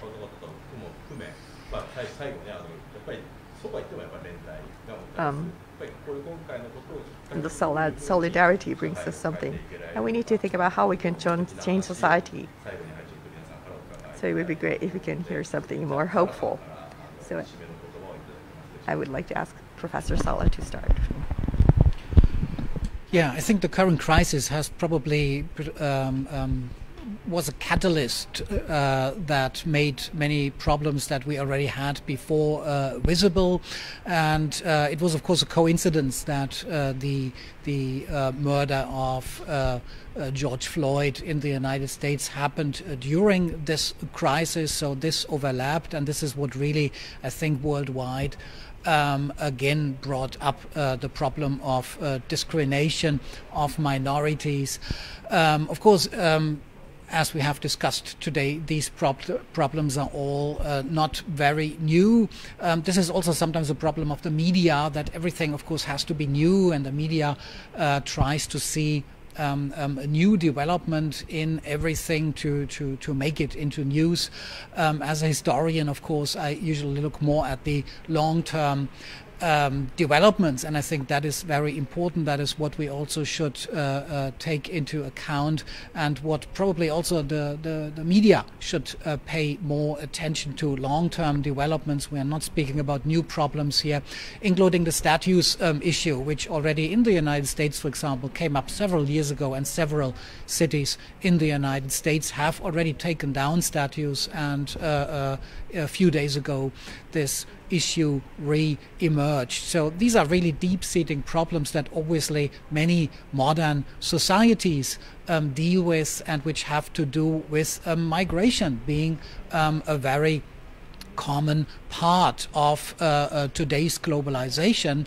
But it is very important to address these issues, because globalization will not go away very easily, and also migration will of course continue to be very important for all countries, including Japan, but also European countries like Germany.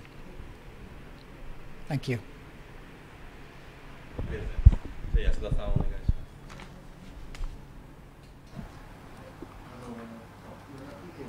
So I think I said many things using different words, and that I was able to see different things. But I think there's action and reaction. So we were able to see a different scenery. For example, the Chinese restaurant in Yokohama was sent a letter which said that Chinese people are trash and garbage. And that was reported. And right after that, a restaurant that received this letter actually received many people, and many people came, and many people queued up to go to that restaurant because they wanted to support this restaurant. So there were individuals who did this. And that has really cheered up the restaurant owner. Then I talked about the mask, which was initially not delivered to Korean school, and the school was also green-mailed. And there has also been a discriminatory act of the local government to decide not to deliver the masks to Korean schools. But come to think of it, Japanese individuals sent the masks to Korean school, knowing that the government is not giving the masks to Korean school children. A number of groups and individuals have sent their masks to Korean schools. So in different forms, in different places, we are seeing outright discrimination. We are also seeing people who are raising their voices to fight against such discrimination. And there are independent groups of people that are increasing in number who are not giving in to discrimination. In the meantime, there are people who are coming to think that discrimination is something that they cannot accept. And discrimination tends to be depicted as something beautiful and sad. And that wasn't really the point of discrimination. Discrimination can hurt people, but discrimination not only hurts the community, but also the individuals who are discriminating against someone. And I have learned a lesson, and many people are learning lessons as well. So that is a small sign of hope after all those discrimination that have been fueled by the coronavirus infection. So that is where I'm appreciative of. Mr. Yasuda, for over 10 years, you've been covering this story. You were talking about the combination of actions and reactions. Do you think that the reactions are growing in momentum? Yes, I believe it is gaining momentum. Just was the case with the Korean school in Saitama, or the Saitama local government was not delivering those masks to Korean school, while Governor of Shiga sent food and masks to Korean schools in his prefecture, even with a personal letter. So I wouldn't say that this is a risk factor as a politician, but he exposed himself, deeply committed to his sense of ethics when he delivered the masks along with a personal letter to Korean school. Okay. Last but not least, Professor Mori, what would you like to say? Thank you.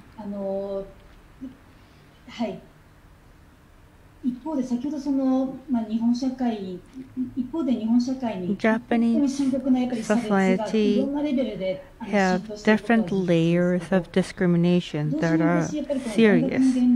But being on campus and dealing with young university students,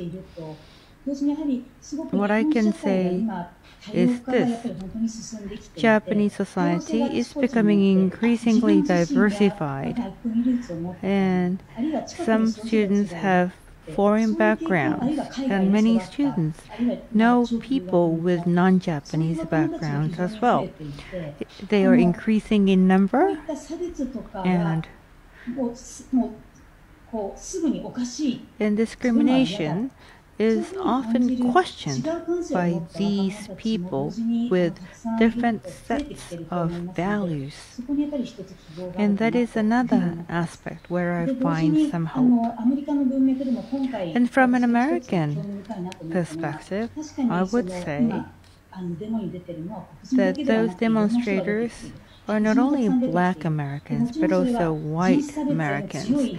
And their movement is being driven by a strong anger against racism. But another fueling factor is the spread of the coronavirus, because schools are shut down and they now have more time. Now that they are laid off, they have time to go on the street. So they are not only arguing for the stoppage of racial discrimination, but also they are seeking some vent of frustration. What I find very interesting is that people, when they are becoming unemployed, were often considered as a source of xenophobic reactions, and that has been the case in the past. But As the demonstration and protests see today, people having frustration are not necessarily heading to a xenophobic movements. Sometimes their sense of frustration leads to a movement to eradicate such discrimination. And we also have presidential election in November, and their movements may change all the way up the presidential election as well. Come to think of it, in Japan, we now have a greater number of crowdfunding projects. It emerged after 311, after the East Japan Great Earthquake. But crowdfunding was used to secure funding for projects for rehabilitation of the country. And the crowdfunding often ended up with several millions of yen. It was much smaller in scale. But today, crowdfunding often ends up accumulating more than hundreds of millions of yens. So, people's conscience can be gathered together and often raising funds that are hundreds of millions of yen. And that is another positive reaction to the spread of the prejudice around the new coronavirus spread. And also,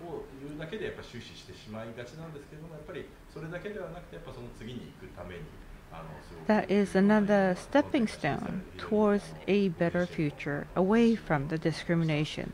I really enjoyed the discussion this evening. I would like to take this opportunity to appreciate all the panelists. And I would also like to take this opportunity to all the listeners who spared their time to tune in to this program. Thank you very much again. And we're closing the program, and we're having the next session starting from 22 o'clock, 2200 on Friday. Theme is the fluctuating public domains and the roles of media. And that is another interesting topic that I am personally interested in as well. And with this, I would like to close the Future of Democracy Part 2 Corona, Xenophobia and Protest Movements of Studio 202X. See you again next week.